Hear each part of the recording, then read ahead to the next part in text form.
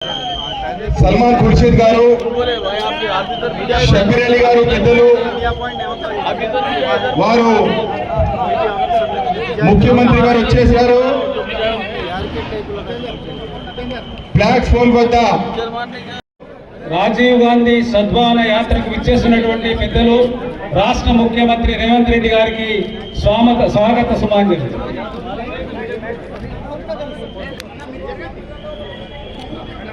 అల్లం భాస్కర్ వేదికపైకి రావాలి. అల్లం భాస్కర్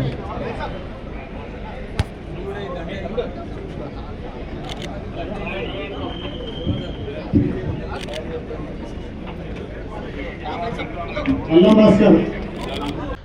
आज इतवार को हैदराबाद के तारीखी चार मीनार पर राजीव गांधी सद्भावना यात्रा की याद में दिन भर तकारीब का इनेकाद अमल में लाया गया। यह दिन साबिक़ वज़ीर-ए-आज़म राजीव गांधी के पैगाम अमन, हम-आहंगी और कौमी यकजहती की याद में मनाया जाता है। कांग्रेस पार्टी और मुकामी समाजी कारकुनों के ज़ेर एहतमाम इस प्रोग्राम में बड़ी तादाद में कारकुनान, नौजवान और बुजुर्गों ने शिरकत की।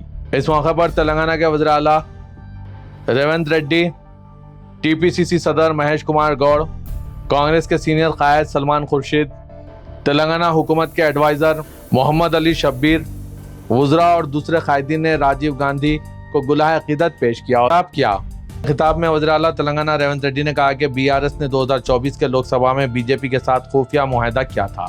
उन्होंने कहा कि लोकसभा इंतखाबात में बीजेपी को 21% वोटों की मुंतकली रियासत में BRS पार्टी की साजिशी सियासत को साबित करने के लिए काफ़ी है। रेवंत रेड्डी ने कहा कि BRS ने आइंदा ज़मीनी इंतखाबात में भी यही हिकमत अमली अपनाई है और आइंदा असम्बली इंतखाबात में भी वही करेगी। रेड्डी ने कहा कि राजीव गांधी ने वज़ीर-ए-आज़म के तौर पर अपने दौर में वोट डालने की उम्र को 21 से कम करके 18 कर दिया था। CM रेवंत रेड्डी ने कहा कि असम्बली इंतखाबात में लड़ने की उम्र को कम करके 21 करना अब वक्त की ज़रूरत है।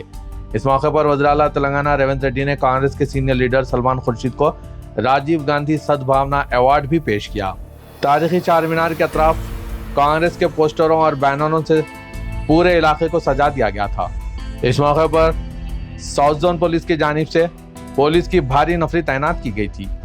मुंतज़मीन ने ऐलान किया कि रियासत भर में इसी नवियत के मजीद प्रोग्राम मुनक़िद किए जाएंगे। पेश है इस खुसूस में यहाँ के कुछ झलकियाँ। Video report siyaasat.com।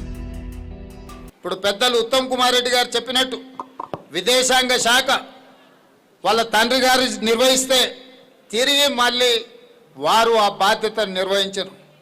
खुर्शीद साहब बहुत कम लोग हैं, मेरे ख्याल से कोई है नहीं।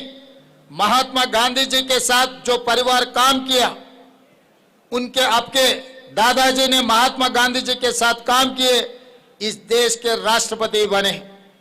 आपके पिताजी ने श्रीमती इंदिरा जी के साथ काम किए, एक्सटर्नल अफेयर्स मिनिस्टर के पोजीशन में काम किए। और आप इंदिरा जी, राजीव जी, सोनिया जी, आज राहुल गांधी जी तक इतने साल इतने परिवारों से आप काम किए। आप तीसरी लाइन पे इस देश में गांधी परिवार के साथ काम किए। इस देश में मेरे ख्याल से गांधी परिवार के अलावा तीन जनरेशन इस देश के लिए काम किए सो कोई परिवार नहीं है। आज मैं बहुत खुशी से, गर्व से कहना चाहता हूं, जो अवार्ड आपको दिए यह बहुत कीमती है। ये अवार्ड आपको नहीं, जो अवार्ड का नाम आज देश भर इसका रोशन लागू करने वाले हैं। क्योंकि कभी कभी अवार्ड किसी को रिकॉग्नाइजेशन देते, कभी कभी किसी को अवार्ड दिए तो अवार्ड को कुछ पहचान आ जाते। आज राजीव सद्भावना अवार्ड को इस देश में पहचान मिलने वाले हैं, क्योंकि आपके दादा, आपके पिताजी और आप इस देश की सेवा में आप लोग काम किए।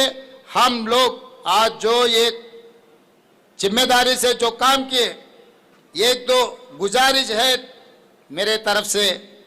राजीव गांधी जी ने जब 21 साल था वोट हक, राजीव गांधी जी ने युवाओं को वोट देने के लिए 18 साल कर दिए कॉन्स्टिट्यूशनल अमेंडमेंट से।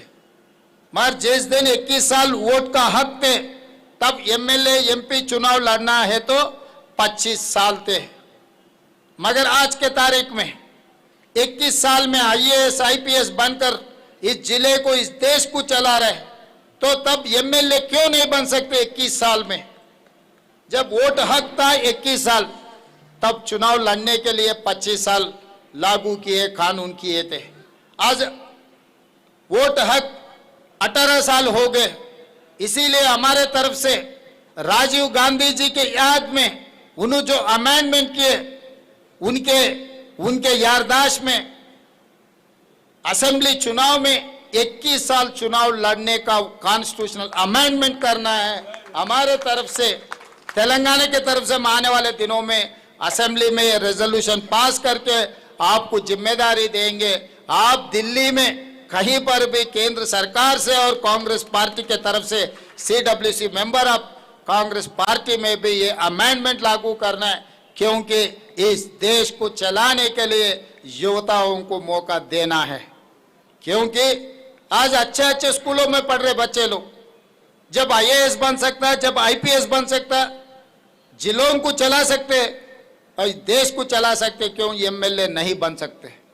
इसीलिए मैं ये मंच पे राजीव गांधी जी को याद करते हुए मैं आपको यही गुजारिश है, 21 साल वो चुनाव लड़ने के लिए MLA का जो कॉन्स्टिट्यूशनल अमेंडमेंट के लिए आप जिम्मेदारी लिए तो हम खुशी हो जाएंगे।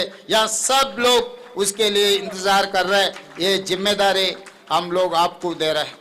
ఈ రోజు రాజీవ్ గాంధీ గారి స్ఫూర్తితో, ఇందిరాగాంధీ మహాత్మా గాంధీ గారి స్ఫూర్తితో దేశంని తిరిగి విచ్ఛిన్నం చేయాలని కొన్ని మతశక్తులు ప్రయత్నం చేస్తున్నప్పుడు మన నాయకుడు రాహుల్ గాంధీ గారు కన్యాకుమారి నుంచి కశ్మీర్ వరకు పాదయాత్ర చేసి 150 రోజులు 4000 కిలోమీటర్లు మండు టెండల్లో మంచు కొండల్లో రాహుల్ గాంధీ గారు పాదయాత్ర చేశారు।